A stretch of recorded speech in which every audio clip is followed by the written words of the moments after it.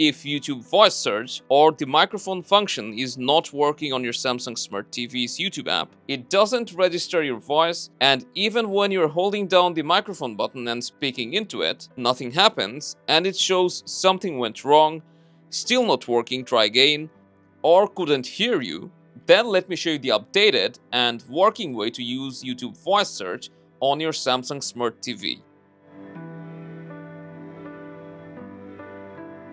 So let's open the YouTube app, and now if I highlight the microphone button, hold down the OK button, and then speak into it, you see nothing happens, and when I release it, it says couldn't hear you, something went wrong, or still can't hear you, try again. And we tried all the basic troubleshooting and even reset our TV, but the problem didn't go away. So what we figured out is when you press the microphone button on the YouTube app, it shows you a notice or a pop-up that tells you to press and hold the microphone button instead, which is the built-in microphone of your Samsung Smart Remote.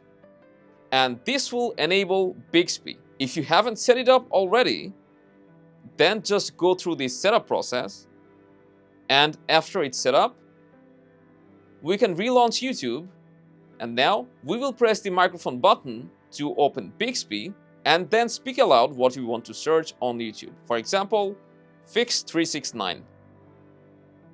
And as you can see, it works like a charm. So there may be some policy updates, and Samsung wants you to use Bixby for YouTube voice search. And the cool thing is, using Bixby, you can search up something on YouTube from anywhere.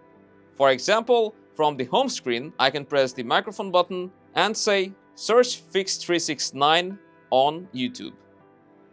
Then release it, and then Bixby will open YouTube by itself and show you the search result. So now you know the updated way to use YouTube voice search on your Samsung TV. So make sure to show us your support by dropping a like, subscribe for more exclusive guides, and I'll see you around.